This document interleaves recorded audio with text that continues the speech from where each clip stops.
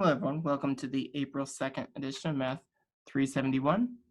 Today we're going to be learning about section 4.7. So quick reminder, today's the homework for this week is due on Friday. All right, so today what we're going to learn about is transforming coordinates in one basis to coordinates in another basis. So let's look at an example of two bases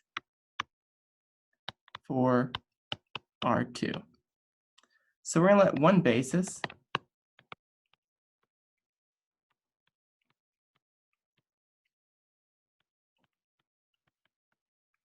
equal this.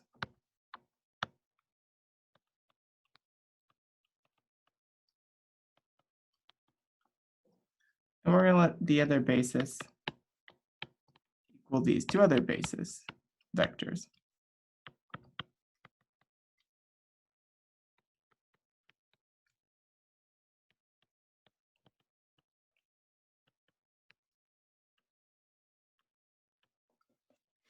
All right, so the first thing I want you to do is to find the following two vectors.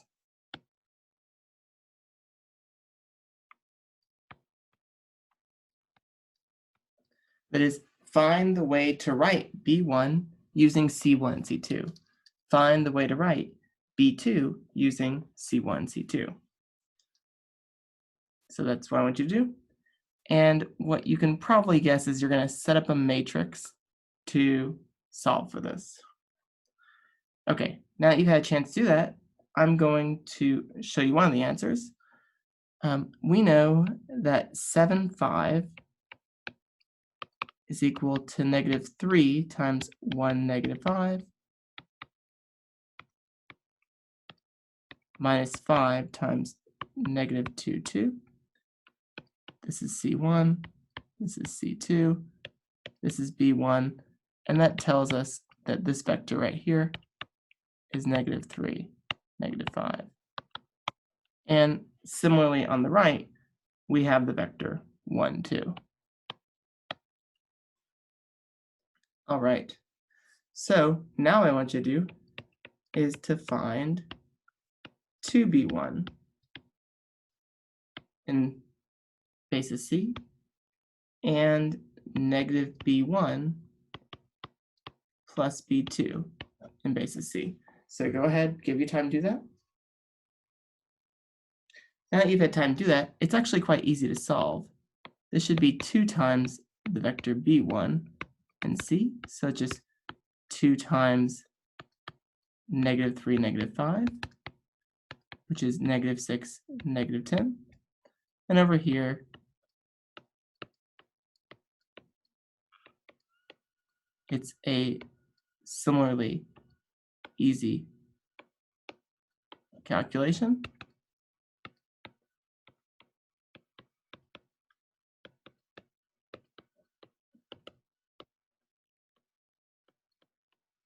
All right. So now I want you to find a 2 by 2 matrix that transforms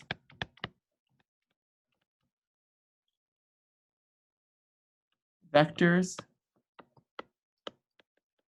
written in B coordinates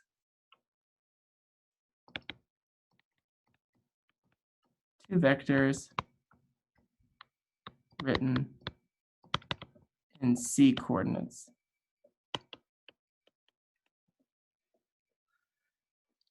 So let me give you a little help here. If I write the vector b1 in B coordinates, that's just the vector 1, 0, because b1 is equal to 1 times b1 plus 0 times b2. And we know that b1 written in C coordinates is equal to, well, we just saw it above, it is -3, -5. Similarly, b2 written in B coordinates is 0, 1, and b2 written in C coordinates is 1, 2. So I need some matrix. I don't know what it is. I know that when I multiply it by 1, 0, it must equal -3, -5. And whatever this matrix is times 0, 1, it must equal 1, 2. So go ahead and figure out what this matrix must be. And I think what you'll find is that it's -3, -5, 1, 2. In particular, it's just the vector b1 written in C and the vector b2 written in C coordinates. And you've actually discovered the following theorem about changing from one coordinate system to another. So let B equal some basis for a vector space, and let's C be another basis for the same vector space.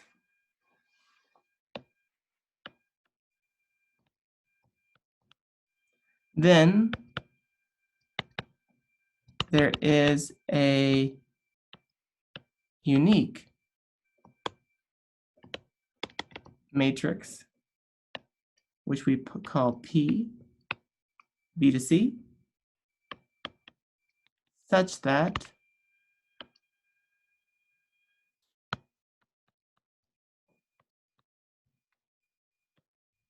if I take a vector x written in B coordinates, I multiply it by this matrix, B to C, I get the same vector written in C coordinates. And what we find is that the columns of this matrix are the C coordinates of the basis vectors in B. So in other words,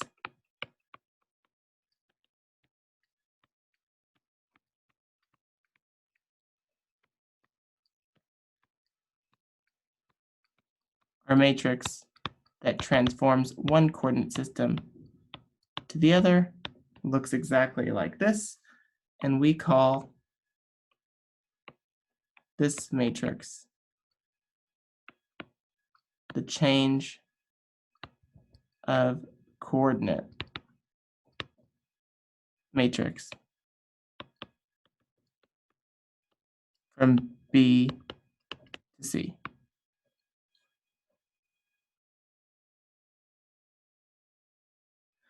Okay, so the notation of this matrix is kind of funny, but let's kind of describe the picture of what is going on.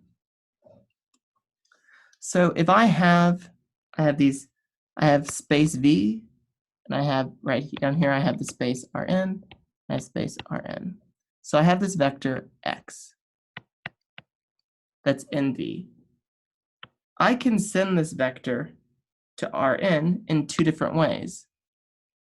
I can write the vector in C coordinates, or I could write the vector in B coordinates. And if I want to transform from B coordinates to C coordinates, I multiply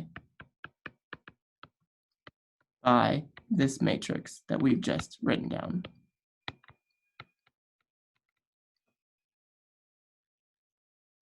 All right. So that begs the question, how do we go from C coordinates to B coordinates? Well, we know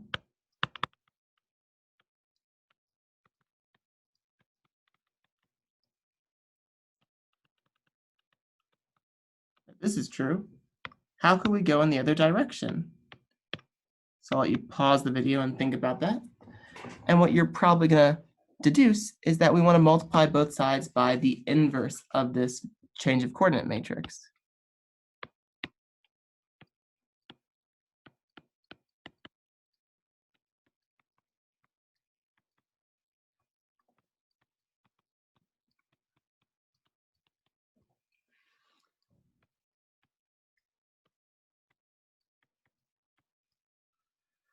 So we've gone the other direction. So what this is telling us, if I want to change coordinates from C to B, that's the same as taking my other change of coordinates matrix and taking the inverse. All right. So, remark, if B is some basis,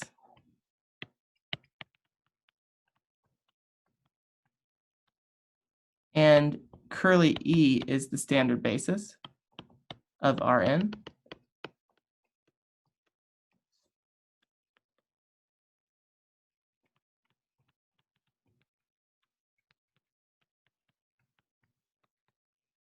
then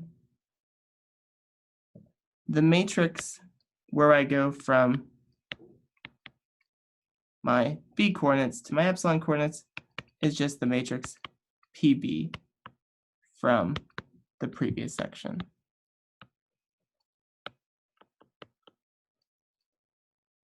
All right.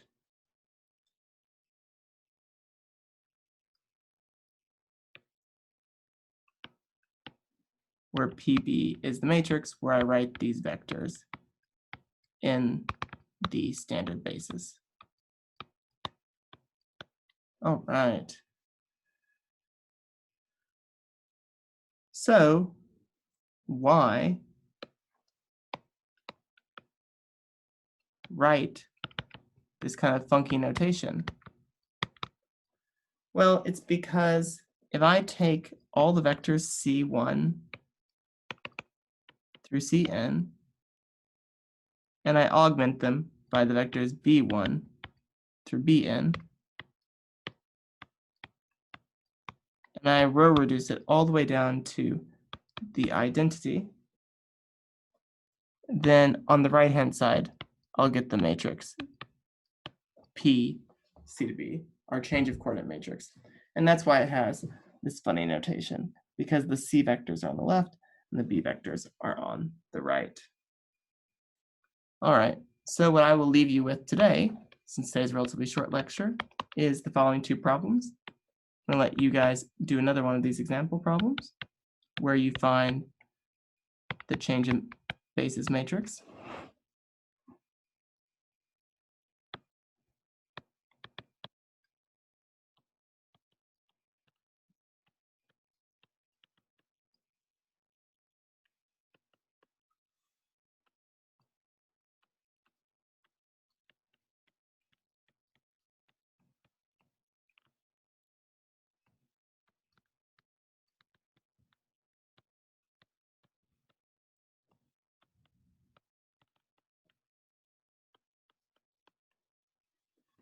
Okay, so I want you to find the change of basis matrix from B to C and the change of basis matrix from C to B. And one other example, in P2, that is polynomials of degree 2 or less, find the change of basis matrix from the basis V, which has the following vectors.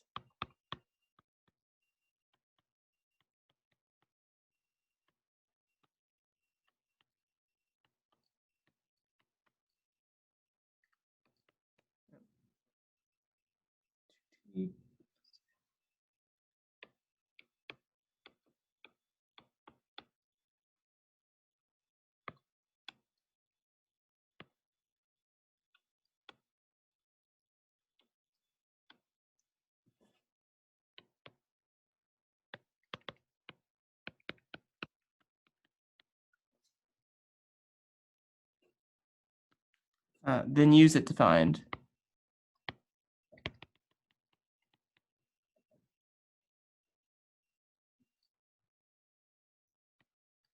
the vector -1 plus 2t written in beta coordinates.